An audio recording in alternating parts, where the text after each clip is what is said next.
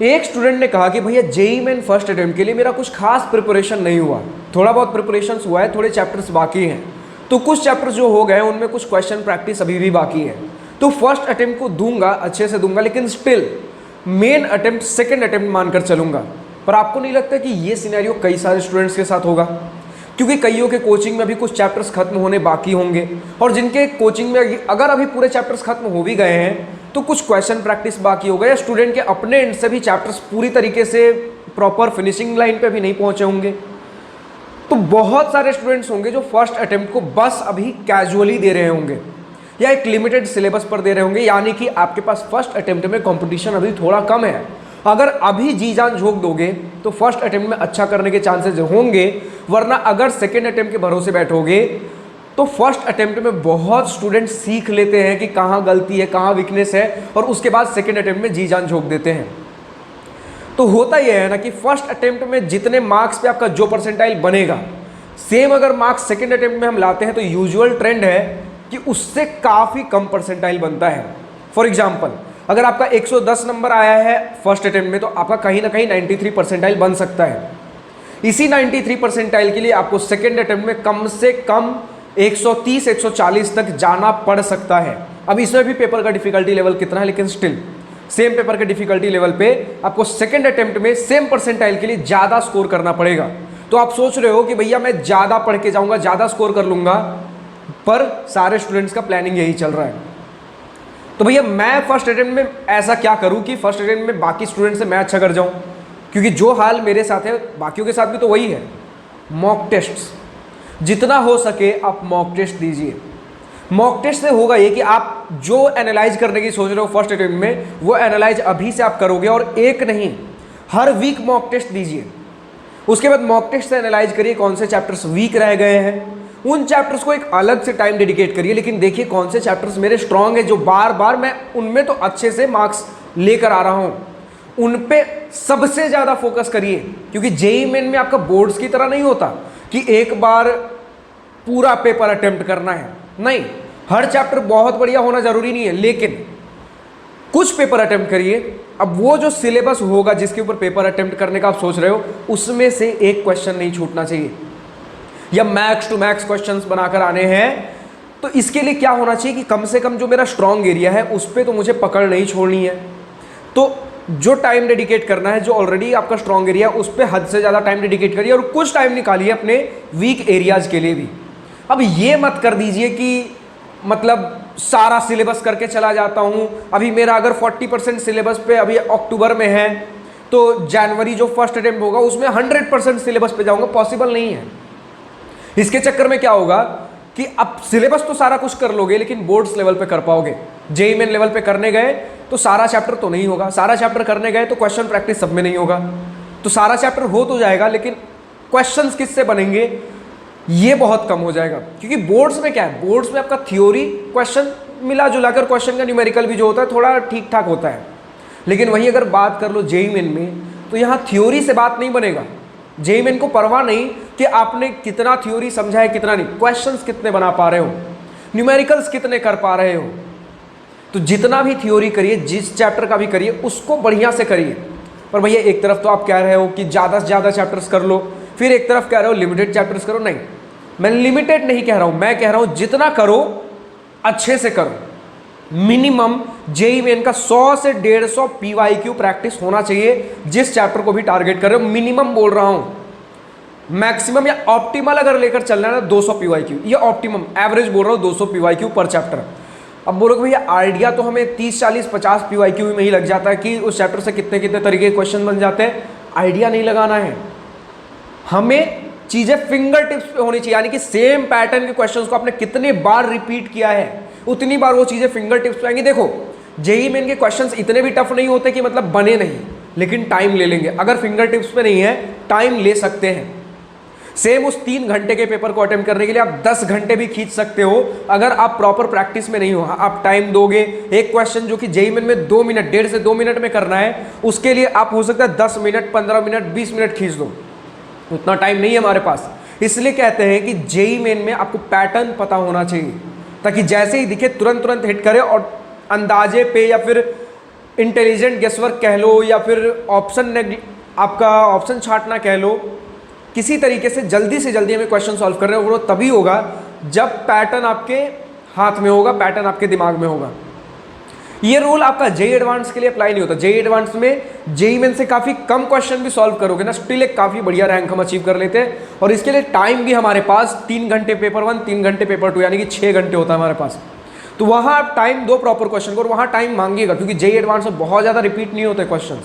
JEE advance के लिए concept होने चाहिए आपके पास, फिर वहाँ बैठ के सॉल्व करो। पर जेई मेन में कंपटीशन तो आपका इसी तरीके से, आपको कंपटीशन से आगे निकलना पड़ेगा। तो कंपटीशन किस तरीके से प्रिपेयर कर रहा है आपको पता होना चाहिए।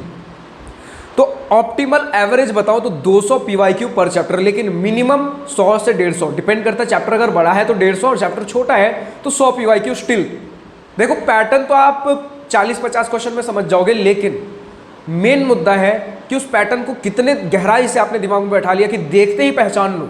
वो जितनी बार बार सेम पैटर्न क्वेश्चन को करोगे उतना ज़्यादा पता चलेगा। ठीक है भैया, ये तो उनके लिए था जिनका अभी ठीक ठाक 50-50 प्रिपरेशन पे चल रहे हैं। उनके लिए क्या कहोगे आप जिनका प्रिपरेशन फुल हो चुका है? वो फर्स्ट अटेम्प्ट को करे, सेकंड अटेम्प्ट, या फिर उनके लिए फर्स्ट अटेम्प्ट क्यों इंपॉर्टेंट हो जाता है? देखो फर्स्ट अटेम्प्ट सभी के लिए इंपॉर्टेंट है, सेकंड अटेम्प्ट से कहीं ज़्यादा फर्स्ट अटेम्प्ट आपके लिए इंपॉर्टेंट बन जाता है। क्यों? जो आपके जिनका फुल प्रिपरेशन 100% प्रिपरेशन है उनके लिए तो और इंपॉर्टेंट बन जाता है, क्योंकि अगर आज आप 100% प्रिपरेशन पे हो जेईई मेन में, तो चांसेस है कि आप जेईई एडवांस में और बेटर कर सको।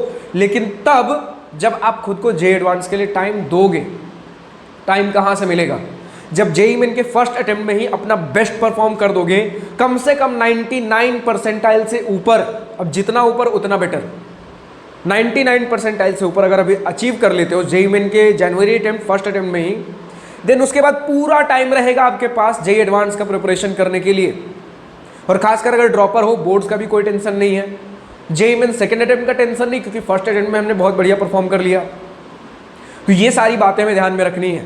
वही सोचो कि फर्स्ट अटेम्प्ट को आप भी बस ढीले ढक्कर तरीके से देके आ रहे हैं, फिर सेकंड अटेम्प्ट में मेन टारगेट कर रहे हैं, सेकंड अटेम्प्ट के लिए भी जेईई मेन का प्रिपरेशन किए जा रहे हैं, और उसके बाद सेकंड अटेम्प्ट के बाद जेईई एडवांस के प्रिपरेशन में करने जाओगे, कितना टाइम मिलेगा? और वही आपका कॉम्पिटिशन जो प्रॉपर स्ट्रैटेजी बनाकर चल रहा होगा, वो फर्स्ट अटेम्प्ट के बाद ही जेईई एडवांस में लगा हुआ है। तो टाइम वेस्टेज है। अगर जिनका 100% प्रिपरेशन है वो अभी भी सेकंड अटेम्प्ट के ऊपर टारगेट कर रहे हैं, सोच रहे कि अभी 99 परसेंटाइल लेकर आ जाता हूँ, फिर सेकंड अटेम्प्ट में और जेईई मेन का प्रिपरेशन करूंगा, 1000 रैंक लेके आ जाऊंगा, 99.9 परसेंटाइल लेके आ जाऊंगा, क्या पता एडवांस में हो या ना हो, इसलिए जेईई मेन के सेकंड अटेम्प्ट को और बढ़िया से दूंगा।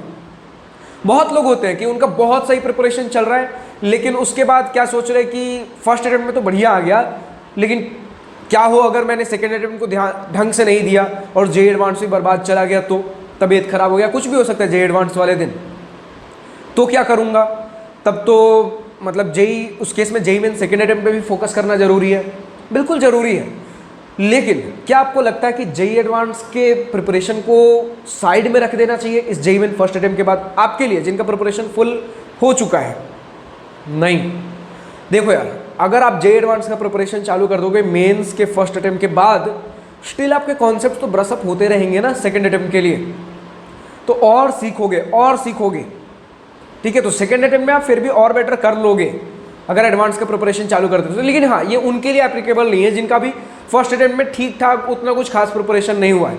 आपके लिए तो मैं बोलूँगा कि जिनका ठीक ठाक प्रिपरेशन हुआ, बहुत ज़्यादा अच्छा नहीं, बहुत ज़्यादा कुछ कम भी नहीं, उनके लिए मैं बोलूँगा कि देखो यार, फर्स्ट अटेम्प्ट को जितना हो सकता है जी जान लगा के दे दो, अपने नंबर ऑफ स्टडी आवर्स बढ़ा दो, 13 घंटे 14 घंटे जो करना है कर दो।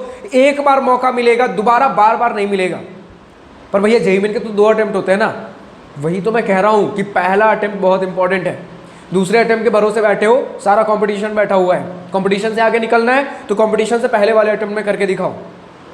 ठीक है, तो इस तरीके से हमें चीज़ें करनी है। अब उनके लिए क्या जिनका प्रिपरेशन कुछ नहीं हुआ है, उनके लिए तो भैया यही है ना कि आप फर्स्ट अटेम्प्ट में छोड़ दो, क्यों टाइम वेस्ट करोगे, पैसा वेस्ट करोगे एप्लीकेशन फॉर्म का, फिर उसके बाद एग्जाम देने जाओगे, उससे अच्छा अभी बोर्ड्स का थोड़ा तैयारी कर लो, थोड़ा जेईई मेन का कर लो, और उसके बाद सेकेंड अटेम्प्ट में देंगे। लेकिन यहाँ भी गलत हो आप।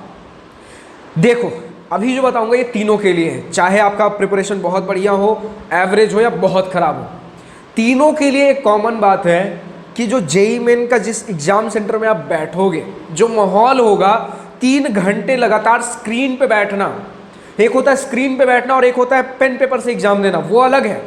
पर 3 घंटे लगातार स्क्रीन पे बैठना, उस एग्जाम प्रेशर में जब आप चारों तरफ देख रहे हो सभी स्टूडेंट्स इस एग्जाम के प्रेशर में लिखे जा रहे हैं, पसीने छूटने चालू हो जाते हैं कई स्टूडेंट्स के अगर पहली बार दे रहे हैं तो कईयों के लिए पहला अटेम्प्ट, अगर आपके साथ ये सिनेरियो है कि कंपटीशन देखकर घबरा जाते हो, नए माहौल में अडेप्ट होने में टाइम लगता है, अगर ये सारी चीज़ें दिक्कतें हैं आपके साथ तो फर्स्ट अटेम्प्ट वो दूर करेगा। फिर सेकेंड अटेम्प्ट में आप उन सभी चीज़ों से हैबिचुएट हो जाओगे। पर फिर भैया ये तो वही बात हो गई कि फर्स्ट अटेम्प्ट को आप ढीले ढक्कर तरीके से दे के आ रहे हो और सेकेंड अटेम्प्ट को उतने कुछ, मतलब सेकेंड अटेम्प्ट में हम पूरा मेंटली प्रिपेयर होके जा रहे हैं। लेकिन नहीं, अगर आप फर्स्ट अटेम्प्ट देते हो तो सभी स्टूडेंट्स फर्स्ट अटेम्प्ट दे रहे हैं। ये जो नर्वसनेस वाला माहौल है जो भी है उनके अपने लेवल पे फर्स्ट अटेम्प्ट में सबके लिए है, लेकिन जो फर्स्ट अटेम्प्ट छोड़ देंगे ये नर्वसनेस वाला चीज सेकंड अटेम्प्ट में जाकर दिखेगा और जो सेकंड अटेम्प्ट में सोचकर गए थे वो भी नहीं होगा। तो फर्स्ट अटेम्प्ट में जी जान दो, जितना दे सकते हो। अगर कुछ बढ़िया हो गया तो बढ़िया बात है, वरना फिर सेकंड अटेम्प्ट में भी हम डू और डाई वाला सिचुएशन करेंगे। लेकिन कौन करेंगे?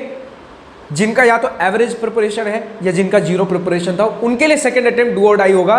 और फर्स्ट अटेम्प्ट तो स्टिल डू और डाई सभी के लिए है, बट सेकंड अटेम्प्ट डू और डाई किन के लिए नहीं है? सेकंड अटेम्प्ट डू और डाई उनके लिए नहीं है जिनका ऑलरेडी 100% प्रिपरेशन फर्स्ट अटेम्प्ट में हो रखा है, क्योंकि वो अब फर्स्ट अटेम्प्ट के बाद सिर्फ और सिर्फ जे एडवांस का प्रिपरेशन करेंगे। इतना ही मुझे अपने एंड से कहना है, और जो आपको और डाउट्स हो कमेंट सेक्शन में लिखकर बता सकते हो। इस तरीके के और वीडियोज अब आना चालू हो जाएंगे, क्योंकि अब आपका एग्जाम आ रहा है, बहुत सारी इस तरीके की चीज़ों की ज़रूरत है। देखो, दिन में अगर 10 मिनट भी इस तरीके की चीज़ें निकाल लेते हो ना, रील्स, अब देखो दिन में कितना भी प्रिपरेशन कर रहे हो, कई स्टूडेंट्स दिन में 1 घंटे 1.5 घंटे रील्स देख ही लेते हैं। उसके बजाय कई स्टूडेंट्स कहेंगे भैया कि इस तरीके के वीडियोज से क्या हो जाता है, टाइम वेस्ट है। लेकिन मैं कहूँगा टाइम वेस्ट नहीं है।